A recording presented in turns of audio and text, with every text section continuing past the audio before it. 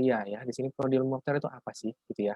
Nanti kita akan, bercerita, sama-sama sekilas aja dari ilmu aktuaria ini. Nah, sebelumnya nanti izin ya, Chris untuk, kita akan mulai dengan melihat, pendapat dari, aktuaris yang sudah menjadi aktuaris sebelumnya.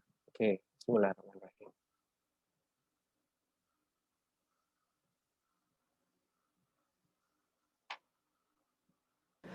Untuk menjadi aktor yang sukses itu, bayangan saya adalah di mana pada waktu kita itu bisa menggunakan ilmu aktuaris kita, itu tuh bukan hanya untuk kepentingan sendiri gitu.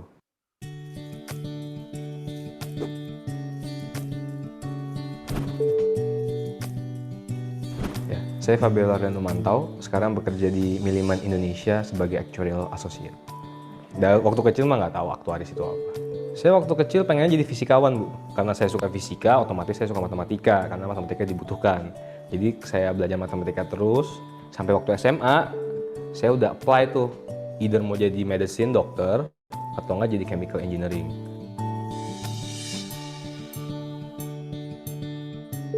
Waktu itu pengen minta bantuin apply visa.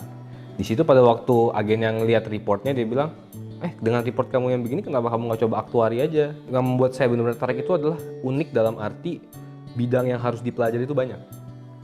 Jadi itu bukan kayak satu hal yang spesialis, tapi dalam kita belajar beberapa bidang, habis itu bagaimana kita mensintesiskan atau menggabungkan, mengaplikasikan bidang-bidang berbeda itu dalam satu problem aktuaria gitu. Pertama pastinya gimana cara ngatur waktu kehidupan gitu. Karena kan untuk jadi aktuaris selain bekerja, ada tuntutan juga untuk mengerjakan ujian, belajar ujian gitu kan. Tapi di satu sisi juga ada kehidupan yang lain, sosialisasi di luar, teman-teman, keluarga, gereja, dan sebagainya. Yang paling sulit biasanya kan gimana sih cara membagi kerja dan belajar ujian gitu. Karena kadang ada waktunya pun energinya udah habis. Jadi biasanya yang saya lakukan kalau misalkan untuk dua hal itu adalah sampai kantor pagian aja. Di situ sebelum semua yang lain datang, sebelum kerjaan dimulai, ya saya belajar dulu. Untuk menjadi aktuar itu perjalanan panjang. Dan kita butuh stamina itu, kita butuh drive itu untuk terus belajar, untuk terus berkembang, untuk terus bekerja. Karena pekerjaan aktuar itu begitu kompleks. Jadi kalau misalnya kita tidak ada drive itu, ya otomatis kita akan di tengah jalan menyerah. Mungkin karena di Indonesia sejarah peraktuariaan itu kan masih singkat gitu. Jadi memang masih terbatas dalam dunia asuransi. Karena memang secara tradisional aktuari itu konsentrasinya dalam bidang asuransi. Tapi kalau kita ngelihat global trend di luar negeri, misalnya di Amerika, di Eropa, banyak kok beberapa aktuari yang keluar dari traditional field itu. Mereka pergi misalkan ke bank, atau bahkan ke HRD, atau mungkin jadi financial consultant, management consulting.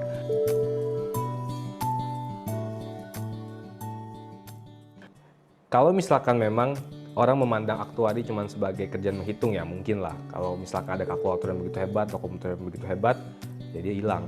Tapi kan yang namanya pekerjaan apapun termasuk aktuari butuh human touch, personal touch gitu kan. Bidang-bidang atau pekerjaan-pekerjaan aktuari itu kompleks. Bagaimana pada waktu kita melihat hal yang kompleks, kita bisa simplify menjadi sederhana. Itu rewarding sih.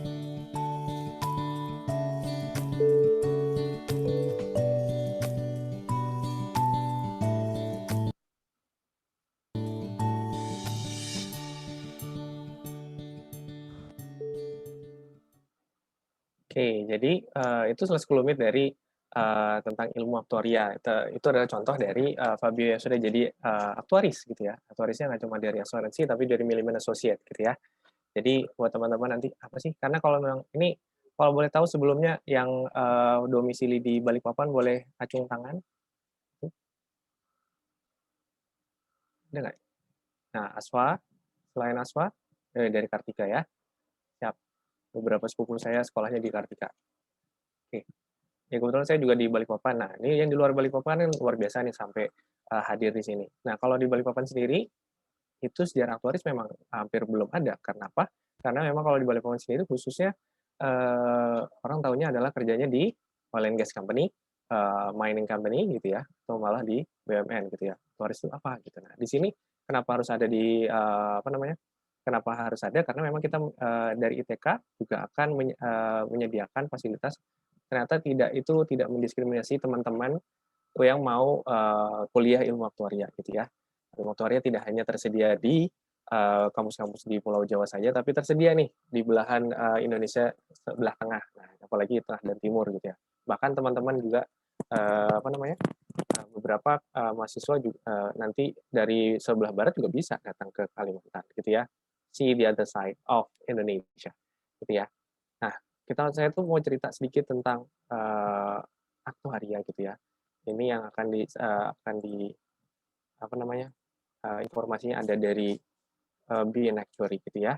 Bismillahirrahmanirrahim. Oh iya, Chris, nanti kalau ada yang mau tanya gimana teknisnya, apakah mereka chat atau nanti DM, direct message ke Chris atau gimana nanti? Kan nanti ada sesi sendiri kan ya? Iya Pak, ada sesi tanya jawabnya sendiri. Nanti mungkin teman-teman yang mau tanya bisa langsung on mic atau mungkin bisa di kolom chat. Oke, siap. Terima kasih Chris. Gitu ya, teman-teman kalau ada yang mau tanyakan silahkan gitu ya. Kita bangun budaya untuk bertanya gitu ya. Nggak perlu khawatir, nggak perlu takut. Mumpung ini virtual juga ya. Oke. Di sini kita kalau misalnya actuary itu how actuary see the world, kita nanti akan kalau misalkan oil and gas company kerja di sawit, palm oil company, kita mungkin sudah bisa lihat ya, oke kita udah pernah lihat kebun sawit, kita udah pernah lihat oil and gas rig, tapi kalau misalkan actuary, kita nggak di sana gitu ya. Salah satu keunggulan dari pekerjaan menjadi actuary adalah you only see buildings and people gitu ya. Nah, di sini saya di Institut Teknologi Kalimantan di program studi ilmu aktuaria gitu ya, ini nama saya. Nanti teman-teman juga bisa reach out gitu ya. Kalau teman-teman ada pertanyaan selain di kelas ini, juga bisa reach out ke email kami gitu ya, salah satunya di sini. Oke, dan di sini teman-teman juga bisa follow. Kalau misalkan teman-teman nanti kita di ITK juga akan mengkondisikan teman-teman untuk terbiasa dengan lingkungan profesional gitu ya. Sehingga salah satu cara dengan profesional itu adalah teman-teman punya account namanya LinkedIn gitu ya. Kita cuma tidak punya, kita sudah punya account di Facebook, kita punya account di Instagram, kita punya account di YouTube, ya, TikTok, Snapchat, ya you name it. Tapi kalau misalkan LinkedIn, teman-teman kalau sudah nanti lulus kuliah, udah punya account LinkedIn, sudah membangun portofolio teman-teman tuh udah employer tuh udah gampang lah, nggak perlu ngeliatin macam-macam gitu ya. Nggak perlu nyari mana-mana. Sudah ada account LinkedIn-nya apa yang teman-teman sudah lakukan. Nah, itu di situ teman-teman bisa coba lihat di situ ya. Oke. Nanti kalau misalkan teman-teman lihat Instagram juga ada, dan situ ada kontak WhatsApp saya, bisa kabar-kabar di sana ya. Oke. Terus aktuari itu apa sih sebenarnya? Gitu ya. What is an actuary? What kind of food is it? Makanan apa sih itu? Gitu ya. Enggak sih, itu bukan makanan, tapi it's a profession ya, yang sangat rewarding, profession yang teman-teman di mana bisa teman-teman bisa aktualisasi diri gitu ya, seperti Paul tadi, ya dia bisa mengaktualisasikan dirinya, dia bisa wah merasa dengan puas dengan pencapaian dia sebagai aktuaris gitu ya. Oke. Jadi kira-kira itu ya. Gampangannya tuh aktuaris itu setengah superhero, setengah fortune teller, setengah juga advisor yang terpercaya gitu ya. Fortune teller kenapa? Karena kita bermain di ranah risiko atau risk gitu ya. Risiko itu kita belum kelihatan, tapi kita harus tahu risiko itu apa aja. Misalkan kita mau keluar rumah gitu ya, kita keluar rumah naik kendaraan roda 2, roda 4, atau bahkan mengendarai menyewa misalkan transportasi gitu ya, umum gitu ya, itu sudah ada resiko. Kita udah buka pintu, kita udah ada resiko gitu ya. Nah, kita udah biasa, jadi kita nggak mikir gitu ya, oh gampang aja, karena kita udah terbiasa. Tapi kalau kita belum biasa, kita harus biasa nggak biasa, sebenarnya kita harus mempersiapkan resiko gitu ya. Resikonya tuh, oh nanti kalau saya terlambat, if I miss 1 minute gitu kan, kalau saya terlambat 1 menit nanti busnya kelewatan, gitu. Atau misalkan saya terlambat kalau di Jakarta gitu ya, berangkat setengah 6 sama jam 6 itu bisa menghasilkan perbedaan 1 jam nyampe kantor. Berangkat setengah 6, nyampe kantor jam 8. Tapi kalau misalkan berangkat jam 6, sampai kantornya jam 9, telat. Nah, itu bedanya. Risiko-risiko itulah yang kita mau pelajari gitu ya. Nah, jadi tapi kita kalau actuary ini nanti mau melihat risikonya itu pakai angka gitu ya. Using numbers gitu ya. Jadi bukan pakai crystal ball. Maksudnya kita fortune teller tuh kira-kira nanti siapa yang jatuh di situ kan, enggak ada. Kalau misalkan kita naik kendaraan roda 2, siapa yang kira-kira kecelakaan hari ini, kira-kira berapa yang kecelakaan hari ini, enggak gitu ya, kita pakai angka gitu ya. Dalam 1 tahun menggunakan data-data gitu ya, estimasi, kita nanti bisa memberikan oke, nanti yang mohon maaf kecelakaan nanti bisa minimal tahun ini gitu ya, tapi pakai angka gitu ya. Terus nanti kalau kita tahu bahwa nanti ada resiko hal-hal yang nggak diinginkan gitu ya, undesirable event, kita tahu tuh. Oh, kita tahu sekian nanti resiko undesirable event, misalnya contoh kecelakaan, gitu ya. Itu nanti akan berapa banyak sih dalam 1 tahun. Gitu ya. Kita tahu, oh, terus siapa aja orangnya, karakteristik orangnya seperti apa. Nah, itu kita bisa lihat tuh, oh kira-kira nanti kita bisa ada ide-ide apa yang kita bisa tonjolkan, kita bisa propose gitu ya untuk mengurangi ya. Karena siapa yang mau sih undesirable event gitu. Kita nggak mau, tapi sometimes it happens gitu ya. Oke. Terus kalau bisa nanti menguranginya gimana caranya ya. Itu actuaries itu expert ini. Nah, itu contoh salah satunya contoh nanti ada decrease nanti insya Allah mudah-mudahan ya. Oke, di sini kenapa? Karena actuaries itu manage risk gitu ya. Ada risiko yang di-manage. Jadi risiko bukan dibiarin aja gitu, tapi di-manage gitu ya. Dan nanti kita belajar cara-caranya untuk manage. Kita belajar hal-hal yang bisa kita pakai untuk memanage risknya gitu ya. Nah, supaya bisa manage risknya itu apa? Kita harus punya analytical skill gitu ya. Lalu kita juga seperti yang tadi sampaikan Paul, kita tuh nggak cuma buat ngitung aja gitu ya. Kalau ada yang itu udah ada kalkulator gitu ya, sudah ada komputer, supercomputer ya, kasih data gitu ya, masukin data bleng itu nanti keluar hasilnya. Enggak gitu. Tapi kalau kita butuh yang dibutuhkan itu adalah seperti yang Paul bilang ya, simplification gitu ya. Itu resiko tuh mumet sekali, kita pusing sekali. Tapi kalau kita bisa bikin sesuatu yang sederhana gitu ya, nah itu orang-orang akan that will help people gitu ya. People di luar sana ya nggak tahu nih caranya gimana sih. Nah, actuaries itu bisa gitu ya. Dengan cara kita punya analytical skill-nya yang harus yang kuat banget gitu ya. Bisa. Nah, dan juga ditambah dengan business knowledge ya. Business knowledge, jadi kita tahu oke, konsumen maunya apa. Konsumen misalkan consumer behavior-nya itu nanti seperti apa sih konsumen itu. Nanti kita juga bisa lihat oke, hal-hal apa yang bisa membuat resikonya meningkat, hal-hal apa yang bisa membuat resikonya berkurang. Itu kita bisa lihat. Harus ada business knowledge yang gitu, nggak cuma bisa ngitung aja gitu ya. Oke. Jadi semua yang kompleks disederhanakan oleh aktuaris. Ya. Terus kenapa sih harus ada risk? Ya. Kenapa? Karena resiko itu adalah sesuatu kemungkinan bahwa kita punya ada kejadian yang nggak enak gitu, nggak undesirable, yang nggak kita inginkan gitu. Tapi resiko ini juga ada kalau kita nggak ambil gitu, kita nggak dapat apa-apa gitu. Misalkan kalau kita mau buka, for example gitu ya, kita keluar rumah tadi, contohnya keluar rumah kita kan ada risiko misalkan ketabrak, mohon maaf ya, tabrak, kecelakaan, jatuh, atau misalkan hujan itu juga risiko gitu ya. Tapi kalau kita nggak keluar, kita nggak dapat apa-apa gitu ya. Kalau kita nggak keluar rumah, berdiam diri di rumah gitu ya, di rumah terus nggak ikut kuliah online ITK, itu nggak dapat apa-apa kita. Misalkan teman-teman keluar keluar rumah, contoh dengan cari peluang di sana, itu nanti akan ada. Tapi kalau nggak kayak misalkan bisnis ya, kalau nggak ambil resiko, bisnis selalu di bisnis selalu ada resiko. Kalau kita buka usaha, ada resikonya. Tapi kalau kita nggak berusaha, nggak dapat uang, kita nggak dapat profit. Nah, itu kita di sinilah yang harus di-manage. Karena kita bisa manage, kita masuk di ranah resiko tersebut, waris, gitu ya. Oke, kita coba ya. Ada problem-problem yang ada permasalahan yang nanti kita bisa coba contoh, gitu ya. Oke, Bismillah. Ya, ini paling terkenal kalau misalkan saya ambil contoh di Amerika gitu ya. Contoh ya, biar teman-teman ada rasa ada global experience gitu ya. Oke. Di Amerika itu is very common gitu ya. Sangat common teman-teman itu usia 18 tahun sudah bisa punya drive mobil sendiri ya. Kalau kita 18 tahun naik motor gitu, kadang 15 17 belum punya SIM, naik motor gitu ya. Kita kalau di sana harus 18 gitu ya, harus 18 dan sudah bisa bawa mobil. Kenapa? Karena nggak ada yang bawa motor di sana. Oke. Kenapa nggak ada yang bawa motor di sana? Karena itu risiko tinggi untuk terutama yang di 4 musim, kalau salju nggak ada motor yang boleh keluar, gitu ya. Oke, kenapa? Kalau misalkan naik motor, bayangin aja naik motor, teman-teman ngerem, itu nanti udah bisa itu dah. Resikonya terlalu tinggi, gitu ya. Makanya di sana harus kalau udah pengen punya berkendara gitu mandiri, 18 tahun mandiri, mereka punya mobil, either second hand or new. Nah itu nanti dah. Intinya itu. Jadi dan di sana kalau punya SIM dan mau ngendarin mobil, nggak punya mobil gitu ya, harus punya asuransi, ya harus punya auto insurance gitu ya.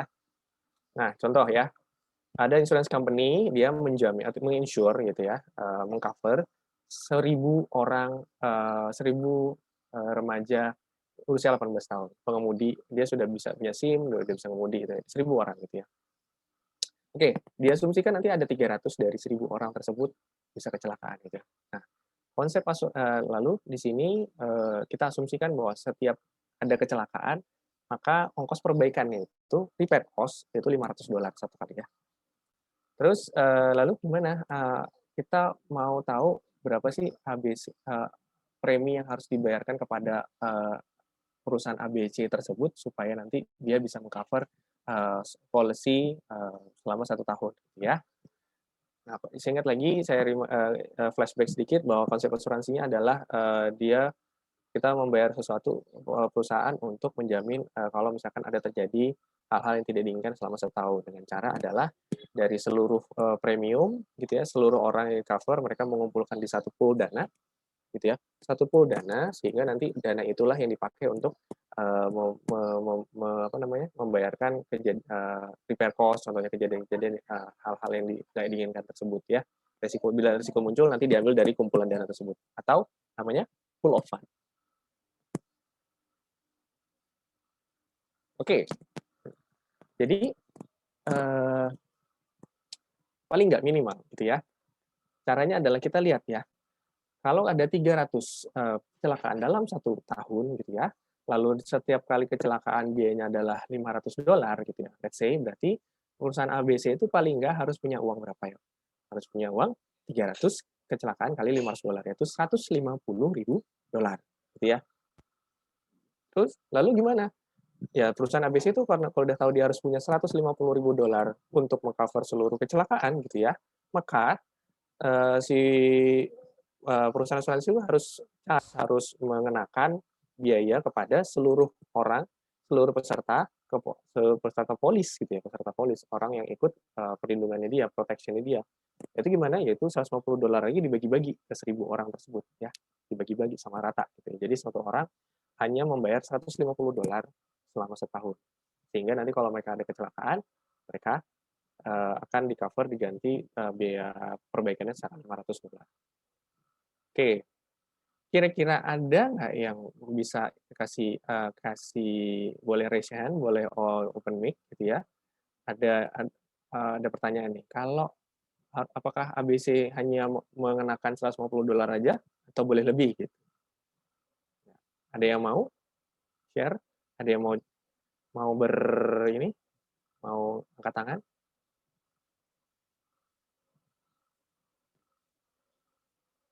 Gimana nih? Ada? Kira-kira apakah mereka cuma minta $150 saja atau harus lebih atau kan bahkan kurang dari situ? Silakan. Ayo, latihan beranalisa kita ya. Harus lebih. Dengan Bapak Ibu siapa? Ibu siapa tadi, Mak? Karen. Claret ya. Harus lebih. Kenapa? Boleh cerita? Karena bisa jadi kecelakaan yang terjadi 1 tahun itu nggak cuma 300 aja, jadi mungkin butuh dana yang lebih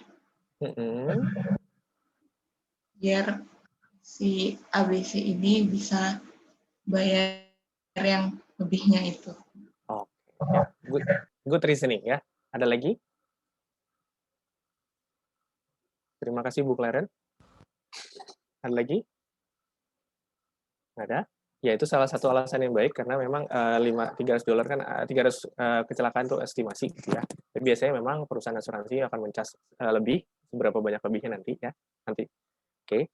Lalu dan jangan lupa bahwa perusahaan asuransi adalah perusahaan yang for profit gitu ya, sehingga mereka juga ada fee-nya untuk minimal untuk mengcover biaya operasional dari si perusahaan ABC-nya. Jadi tidak harus fix $150, bisa lebih. Kalau bisa bahkan jangan kurang gitu ya. Oke. Permasalahan yang kedua.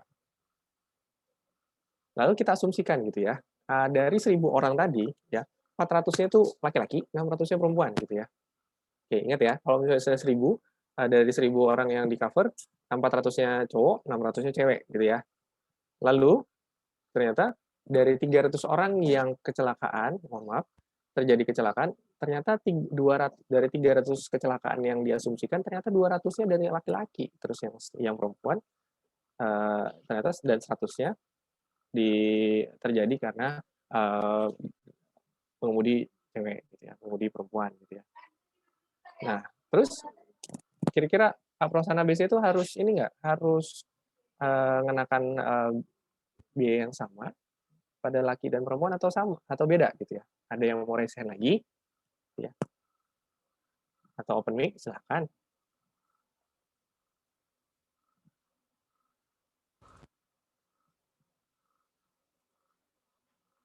Silakan. Kira-kira dia harus dibedain nggak? Kan cowok sama cewek. Ini bukan masalah perbedaan gender ya, nggak. Ya, sampai oh cowok ini suka bikin kecelakaan, enggak. Gitu. Jangan sampai bilang gitu. Ada? Ada? Oke, kalau nggak kita lanjut, kira-kira tambah nggak ya, gitu ya. Nah, kita lihat ya.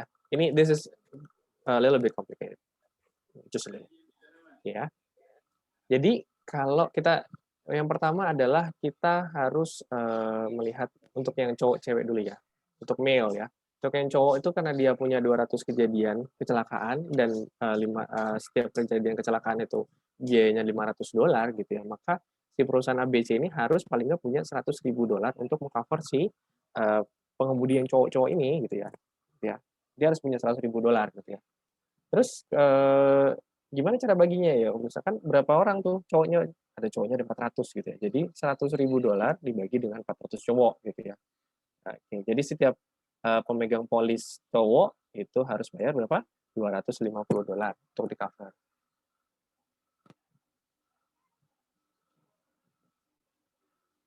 Oke, terus nanti kalau yang sekarang itu yang cowok ya. Kalau yang cewek gitu ya. Kalau yang cewek kejadiannya ada berapa banyak ya, potensi kerugiannya berapa ya, ada 100 accident ya. 100 accident itu setiap accident berapa dolar cost-nya, biayanya $500, sehingga 100 kali 500 kita akan peroleh biaya yang harus dikumpulkan oleh perusahaan ABC adalah 100 kali $500 yaitu $50.000. Terus gimana cara ngecasnya, cara pengenaan biayanya, yaitu kita bagi dengan para pengemudi cewek. Berapa pengemudi cewek tadi? 600 orang, 600 cewek gitu ya. Jadi biaya expected cost yang harus kira-kira dibebankan itu kira-kira 50.000 dibagi dengan 600 gitu ya. Jadi satu pengemudi cewek $83 kira-kira gitu ya.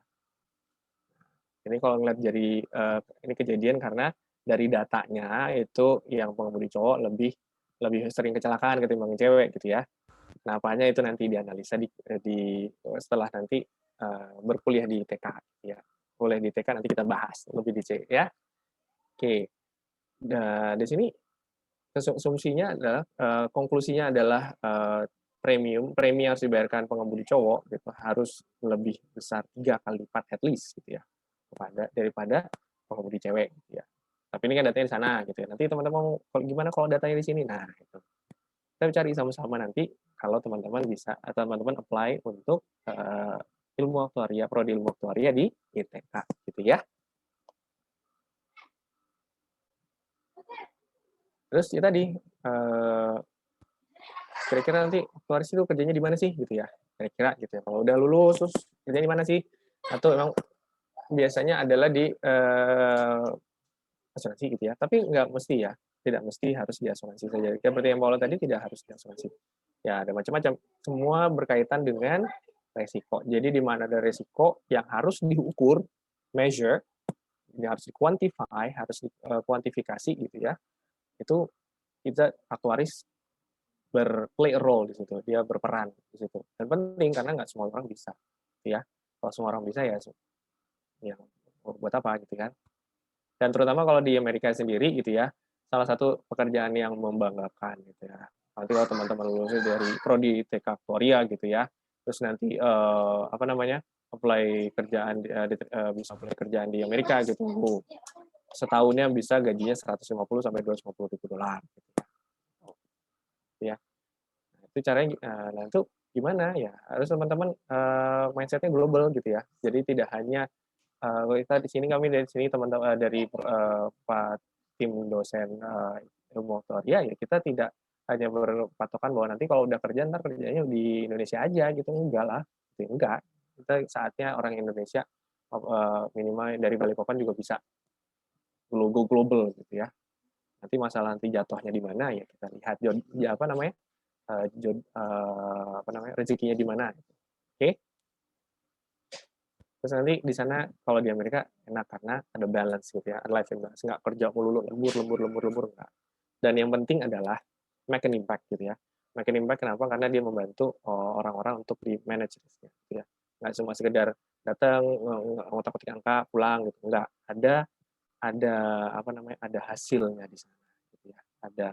Ada hal yang rewarding, tidak hanya sekedar dapat gaji ya, tapi kita bisa ada kebanggaan sendiri dengan membantu orang lain. Gitu ya. Terus kita kalau misalkan mau ambil kuliah aktuaria mau belajar apa sih? Seperti yang diceritakan ya. Seperti yang diceritakan Paulo itu banyak kita belajar banyak hal gitu. Kita tidak hanya belajar satu hal, kita banyak hal. Kenapa? Karena kita berperan untuk mensimplifikasi hal-hal yang kompleks gitu ya. Tidak hanya jadi supaya terus gimana dong? Kita nanti belajar ilmu aktuaria sendiri, ada matematika, ada statistika, ada ekonomi, ada bisnis gitu ya, dan finance gitu ya. Jadi covernya banyak, tapi nanti teman-teman akan sangat will be very very important, yaitu karena tadi teman-teman bisa menyederhanakan yang sulit gitu ya. Jangan mempersulit yang mudah gitu ya. Kita mempermudah yang sulit, jangan mempersulit yang mudah gitu ya.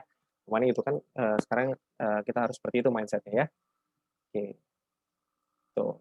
Nanti jangan lupa banyak beasiswa di luar sana gitu ya, nggak cuma luar sana, nggak cuma di Indonesia, tapi di luar negeri juga banyak scholarship gitu ya untuk teman-teman yang ambil ilmu aktuaria. So prepare yourself gitu ya, kita insya Allah kan bisa gitu ya. Nanti teman-teman ada yang aktuaris juga, nanti kita akan ngobrol-ngobrol dengan aktuaris gitu ya sepanjang perkuliahan teman-teman. Oke. I think that will be all yang saya mau ceritakan, Chris. Terima kasih. Oke, baik Pak. Terima kasih. Untuk acara selanjutnya nih, kira-kira teman-teman semua mau game dulu atau mau tanya jawab dulu nih? Gimana?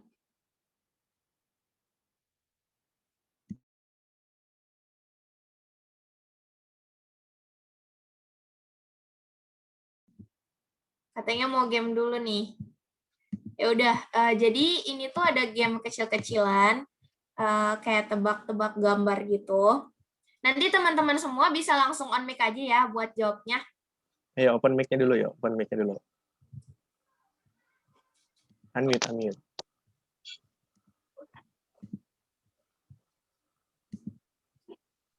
Ayo kita unmute sama unmute. Nah.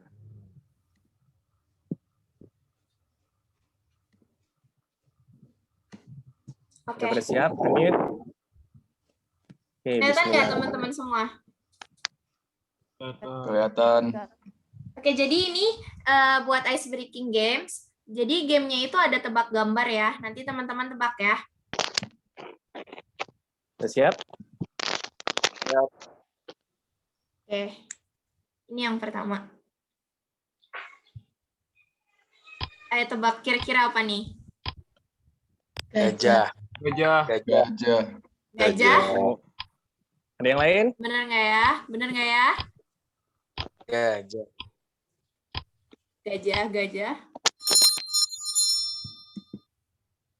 Yeay, benar jawabannya gajah. Kalian tahu dari mana? Pintar-pintar ya, Lanjut analisisnya ya. bagus nih. Nih, apa nih? Semut merah. Siapa tuh yang ngejawab? Laju banget deh. Merah. Semut merah? Nggak ada yang lain? Sepakat semua kayaknya nih semut merah. Benar banget semut merah.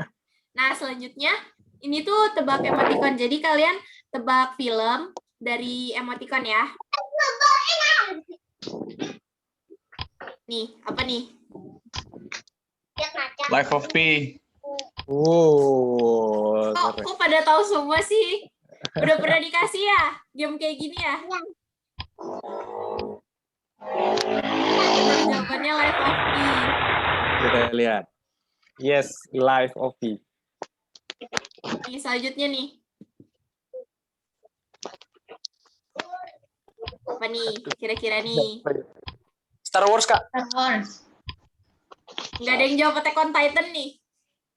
Star Wars, Star Wars. Oke. Game of Thrones. Game of Thrones, Star Wars. Yang mana yang benar? Star Wars yang benar. Star Wars. Kok kalian tahu sih? Oke, ini kalau kalian tahu juga hebat banget sih. Nih, kalian urutin dari yang pertama rilis sampai terakhir. Big Hero, Zootopia. Hero, Zootopia. Big Hero, Zootopia. 321. 321. 321. 321 ya. Kita lihat ya. Wih. Kok bisa sih? Kok bisa sih? Oke. Lanjut ya, lanjut. Ini tebak lokasi bersejarah nih.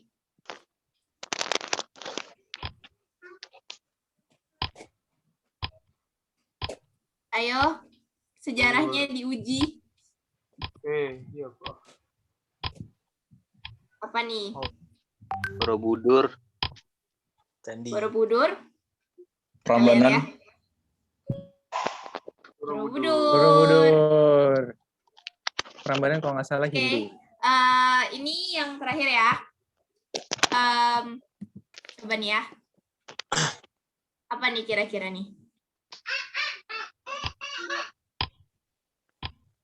Ada yang tahu nggak? Ayo jawab aja. Kemarin ada yang jawab GKB nih katanya. Apa namanya? Apa yo? Aduh, lupa Yo. namanya. Australia. Kita reveal aja ya jawabannya ya. Opera House. Tada. Bener. Kenapa nggak dijawab? Oke, ice breaking-nya sampai situ dulu ya teman-teman.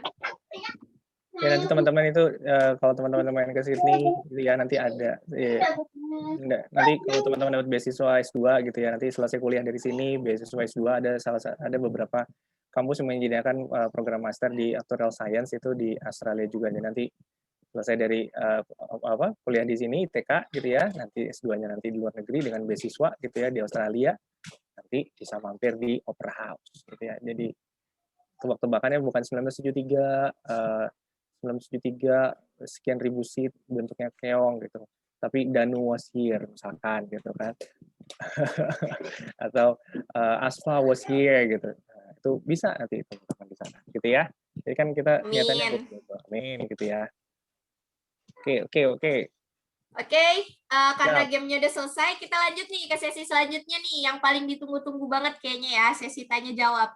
Buat teman-teman yang punya pertanyaan, bisa langsung raise hand, langsung on mic aja nih. Boleh perkenalan dulu, nama sama asal.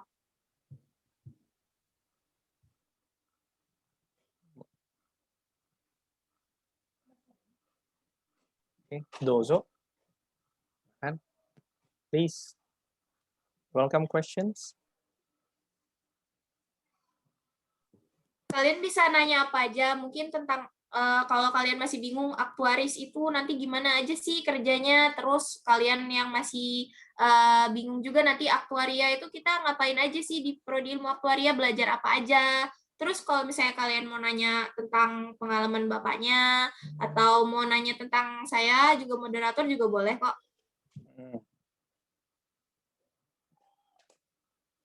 Silakan, nanyanya boleh bebas. Bahasa Indonesia, bahasa Inggris boleh. Kalau bahasa daerah ya setengah-setengah lah ya. Ya. Daerahnya beda-beda soalnya.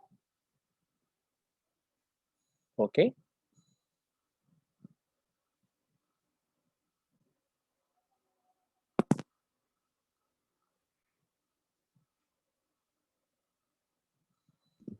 Ayo.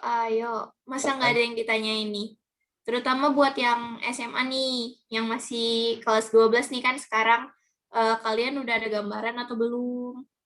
Misalnya kalian masih bingung nih mau masuk di prodi apa, di prodi aktuaria misalnya kalian masih ragu, boleh ditanyain supaya nggak ragu lagi. Atau kalau misalkan Chris cerita sedikit dulu kegalauan yang pernah melanda dulu gimana? Kan kita semua pernah galau di saat-saat ini kan? Iya, benar banget, Pak. Jadi sambil ya teman-teman kalau ada pertanyaan langsung potong saya aja. Jadi dulu tuh saya itu tahu tentang aktuaria ini dari teman saya. Awalnya juga saya kan tertariknya di matematika, tapi menurut saya matematika itu terlalu luas, makanya saya mau cari yang lebih sempit lagi. Terus saya kan juga bingung, tadinya mau ke statistika, tapi saya kurang serak. Terus saya dapat info tentang aktuaria, banyak banget. Ternyata di dalamnya pelajarin peluang, statistik, terus pemrograman komputer juga kita belajar, jadinya saya lebih pilih di situ. Ini ada pertanyaan nih. Pertanyaan dari Putrihan, katanya, Pak, aktuaria nanti ada peminatan apa saja? Terima kasih. Oke, peminatan. Sebenarnya sebelum dijawab, ini dulu tanya dari Putrihan. Putrihan ini minat dulu nggak nih sama aktuaria dulu? Nah, open mic dong. Sebenarnya saya seperti Kak Kris, saya masih bingung antara aktuaria sama statistika.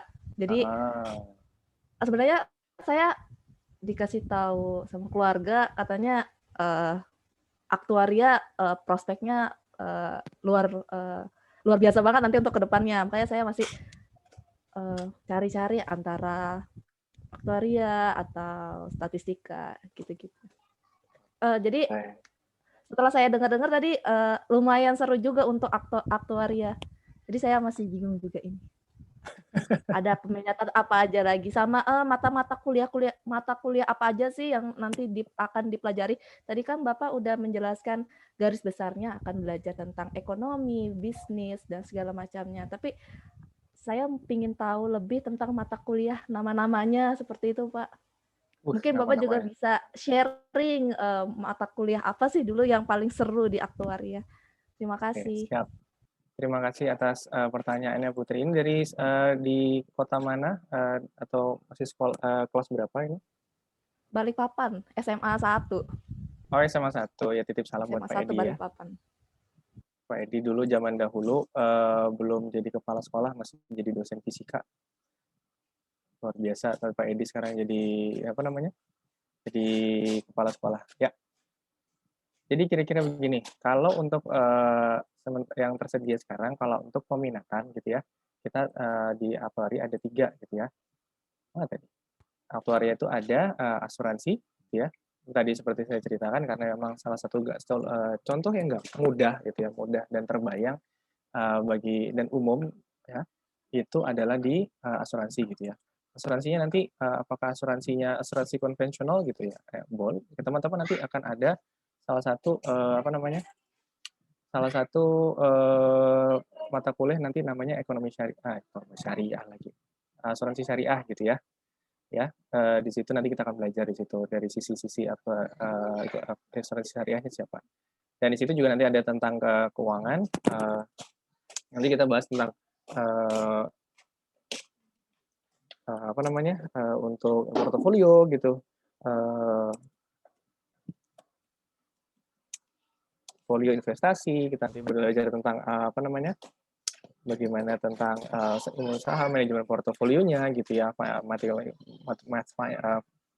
math and finance gitu ya. Jadi misalkan matematika keuangan. Kenapa ada matematika keuangan? Salah satunya adalah karena nanti salah satu aplikasi dari ilmu aktuaria nanti ada mempersiapkan pension fund gitu. Pension fund ini uang pensiun gitu ya. Kalau dulu ilmu nanti saya cerita habis ini ya. Terus sains data aktuaria itu ada big data analytics sama machine learning. Ya. Nah ini kalau misalkan contoh pensiun fund ya. Kalau pensiun fund ini kalau misalkan kita dulu jadi PNS tuh nggak mikir namanya pensiun fund gitu ya, nggak mikir karena ya udah datang apply jadi PNS, CPNS, kerja sampai usia 55 atau bahkan kalau ada yang beberapa guru besar itu sampai 65 selesai pensiun, dapat uang bulanan dari Taspen. Tapi siapa yang mau ngitung apa namanya? Siapa Taspen tuh bisa tahu ini dapat gaji berapa dari mana? Siapa yang bisa tahu bahwa Taspen harus punya uang berapa untuk bayarin pensiun? Yaitu kita nanti apa namanya? Yaitu yang aktuaria lah yang apa namanya? Yang bermain di situ gimana caranya supaya pensiun fund tuh di apa namanya? Disediakan sehingga nanti nggak kekurangan. Nah, terus kalau misalkan apa namanya? Kalau sekarang nanti bukan sekarang pensiunnya juga sama nanti sama. Maksudnya pensiun sama itu nyiapin uang pensiun tuh tidak lagi ada bulanan ya gitu kan. Bahkan untuk PNS sekalipun isunya nanti akan jadi apa namanya? Akan menyediakan diri sendiri. Jadi kita dikasih uang bread itu lump sum nanti akan disediakan apa namanya? Diatur sendiri gitu ya. Nah, bagaimana kita nanti ada ilmu namanya anuitas sehingga nanti ada produk-produk anuitas dari asuransi tersebut yang sehingga misalkan let's say kita selesai pensiun uangnya dapat 1 miliar let's say gitu ya. Nah, 1 miliar itu kita diubah menjadi bulanan installment gitu ya. Apa bulannya ya? Pembayaran kepada pemegang polis secara bulanan gitu ya. Dan nanti akan dibayarkan kepada pemegang polis, kita beli anuitas, kita sebagai pemegang polis kita akan dapat bulanan sekian juta gitu ya sampai kita meninggal dunia gitu ya. Nah itu gimana cara ngitungnya sih? Satu cara ngitungnya. Yang kedua adalah risiko apa aja yang muncul gitu ya. Nah nanti skemanya akan berbeda apabila di Indonesia sama di Amerika. Di Indonesia itu angka harapan hidupnya 71 tahun. Jadi kalau dari 55 sampai 71 tahun berarti harus disediakan dana sampai 22 tahun. Ya kan? Enggak, 17 tahun, 16 tahun gitu ya. Sorry. 16 tahun. Tapi kalau misalkan di Amerika sana angka harapan hidupnya adalah 81 tahun. Kalau dia pensiunnya usia 55 berarti dia harus menyediakan sampai 26 tahun uangnya. Harus cicil. 1 miliar tadi harus disediakan untuk 26 tahun. Nah, masalahnya iya kalau misalkan pensiunnya 55 tahun. Kalau pensiun dini, nah itu yang apa namanya? Itu yang 40 tahun. Jadi dia harus menyediakan sampai usia 81 tahun misalkan. Oke. Terus apakah pasti usianya nanti 81 tahun? Bukan berarti dia harus meninggal di usia 71 tahun. Enggak kan? Dia boleh meninggal ya tergantung usia nanti hidupnya. Gitu. Nah itu gimana cara mengantisipasinya? Itulah macam-macam yang akan dipelajari di mathematical finance gitu ya. Gitu. Jadi itu gampangannya kalau misalkan kita punya sekarang usia 25 gitu ya. Let's say sekarang masih kelas 12 gitu ya. Kelas 12 nanti kuliah kerja di usia 25 gitu ya. Kerja usia 25 lalu nanti pensiun usia 55. Kita punya waktu 30 tahun untuk uang pensiun ya. Nah, setelah apa namanya? Nah, itu uang pensiun cukup nggak buat hidup kita selama 16 tahun ke depan? Itu kita akan bahas. Kita akan bahas di sana. Sorry juga banyak. Nanti tolong email untuk rinciannya akan kita kirim ya. Misalkan ada pertanyaan yang belum sempat, saya lanjut pertanyaan. Nanti tinggal di email ya. Nanti kirim email ke Chris ya. Nanti kita akan jawab lebih detail lagi. Itu akan sangat seru sekali gitu ya. Yang penting satu, belajar yang rajin dan juga apply di ITK gitu ya. Jadi kita seru-seruan di sini ya. Oke, ada yang mau tanyakan lagi? Ini ada nih Pak, dari Asfa. Katanya setelah lulus S1 dari ilmu aktuaria, apa saja prospek kerjanya sebelum lulus ujian aktuaris? Oke, ya sebelum lulus aktuaris ya biasanya nanti kita akan nanti satu jadi actuarial associate, jadi kita akan ikut risiko gitu ya. Terus nanti sambil bekerja kita akan belajar misalkan di underwriter gitu ya. Underwriter itu siapa? Mereka yang menentukan berapa premi terhadap suatu polis gitu ya. Nah itu akan apa namanya? Akan bekerjanya di situ sambil ujian sertifikasi. Ya, sertifikasi itu nanti ada di websitenya PAI gitu ya, www.pai.or.id. Teman-teman nanti bisa lihat semua bahwa nanti semua yang akan diujiankan di PAI nanti insya Allah akan kita cover di kurikulum kita di ITK ini, di program studi ilmu aktuaria ini akan kita sediakan. Sehingga nanti teman-teman kalau sudah apa namanya sudah lulus dari sini, teman-teman bisa confident untuk ambil ujiannya, ya. Kenapa? Karena ujian ini kan nggak mudah gitu ya, karena nggak semua orang bisa dapat kesempatan ini. Bayangin kalau teman-teman nggak ikut ilmu aktuaria, terus teman-teman ikut ngambil ujian PAI, itu gitu ya. Gitu, itu baru buka soal ujiannya gitu kan. Nah, sehingga nih teman-teman selama prodi aktuari ini teman-teman 4 tahun kuliah di sini, teman-teman sudah prepare nyicil gitu ya. Dibanding teman-teman yang misalkan saya dulu lulusannya matematika gitu ya, nggak belajar ekonomi gitu ya. Belajar ekonomi, semisal saya ambil aktuaris gitu ya, saya kalau lihat buka ekonomi karena belum belajar. Tapi kalau sudah ada sudah belajar di prodi ini ya udah gitu ya. Bukanya tuh udah tinggal bismillahirrahmanirrahim, buka soal, matul soal, ting. Nah, insya Allah gitu ya. Mudah-mudahan gitu ya. Kira-kira gitu, teman-teman. Nanti bahkan kalau sudah punya sertifikasi gitu ya, employer lebih senang gitu ya. Jadi kalau misalkan teman-teman if necessary, teman-teman bisa ngambil ujiannya dulu sebelum apply kerja if necessary gitu ya. Kalau necessary. Nanti mereka senang gitu ya. Oke, ada lagi yang mau ditanyain tadi? Ada satu lagi nih Pak, dari Claren. Mau bertanya, apakah saat berkuliah ujian aktuaris level ASAI sekaligus dilaksanakan? Oh itu, untuk ujian ASAI nanti diambil secara independen ya. Kalau untuk sekarang, untuk situasi sekarang, ujiannya akan diambil independen. Jadi maksudnya independen itu adalah teman-teman mahasiswa yang akan mengikuti ujiannya masing-masing, gitu ya. Kita menyediakan materinya, maksudnya materi apa yang harus dipelajari supaya teman-teman siap, gitu ya. Apa sih yang di cover di sana, kita belajar sama-sama, gitu ya. Teman-teman nanti sehingga kalau mau ambil ujian apa sudah siap, gitu. Tapi nanti masalah kapan, di mana ngambilnya itu teman-teman yang ujian gitu ya. Itu kira-kira seperti itu.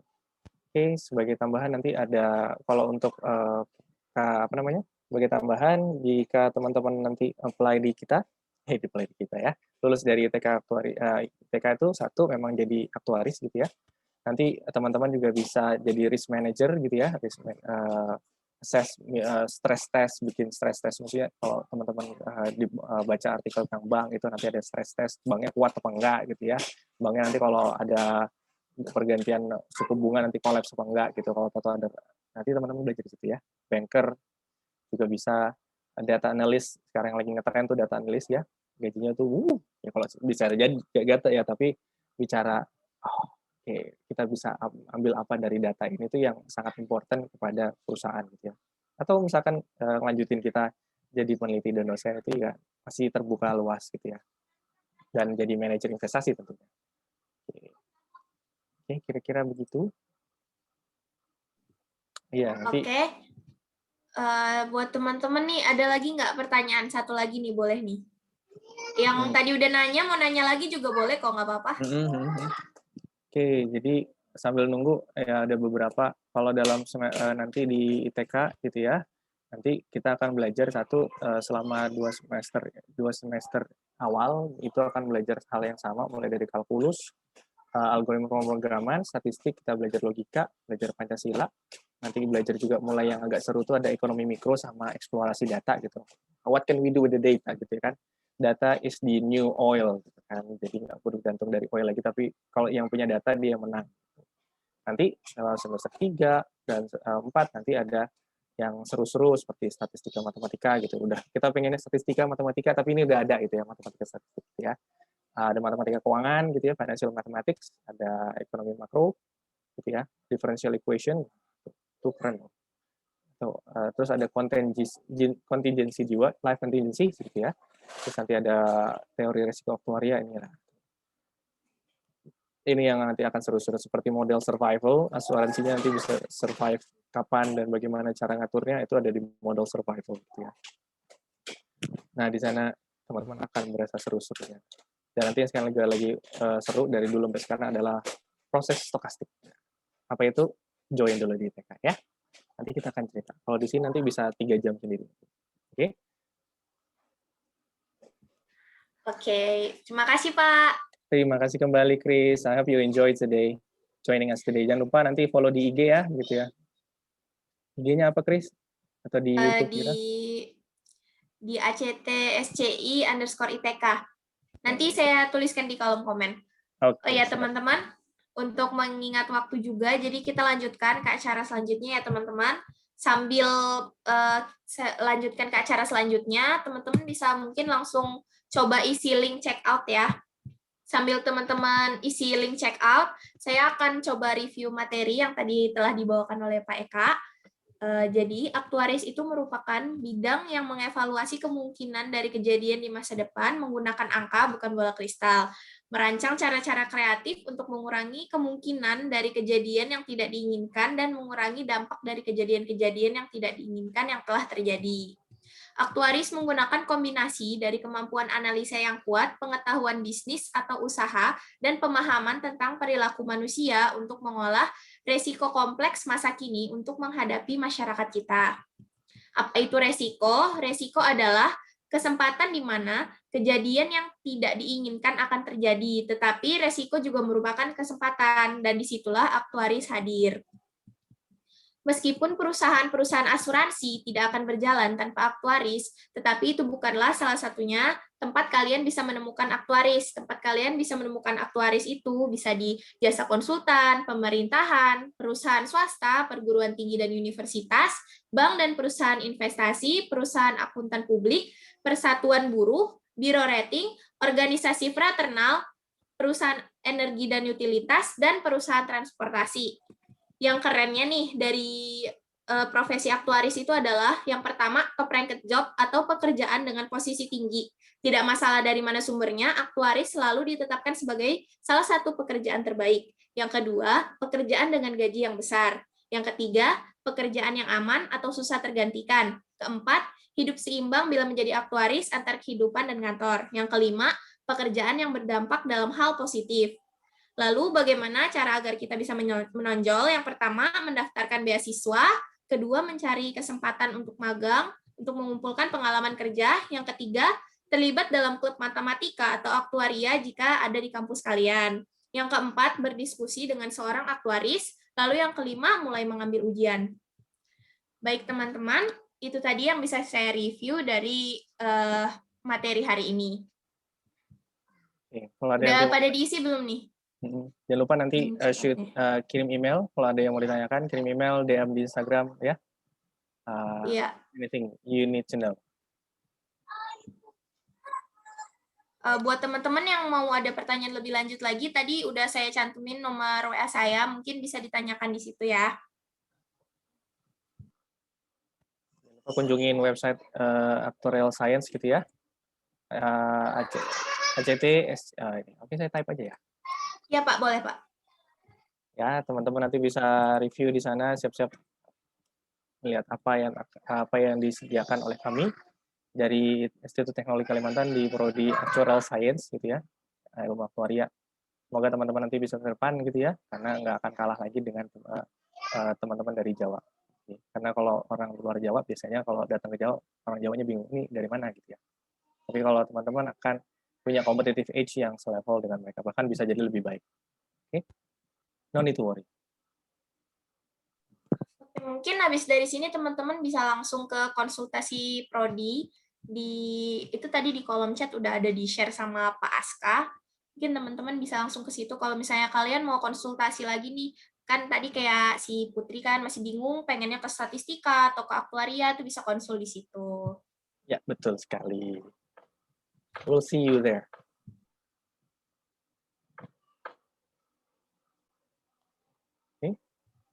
Oke, teman-teman semuanya, karena udah selesai nih, saya juga mengucapkan terima kasih ya buat teman-teman semua karena udah mau mengikuti acara ini sampai akhir. Terus semoga kita berjumpa nih di ITK, jadi ada tingkat saya. Karena kebetulan saya juga masih bertiga sama teman-teman saya, karena saya angkatan pertama. Ditunggu ya. Assalamualaikum warahmatullahi wabarakatuh.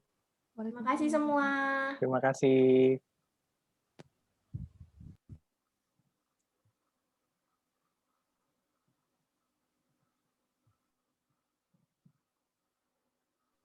Bisa langsung ke room utama lagi ya teman-teman, atau kalian mau konsul prodi juga bisa.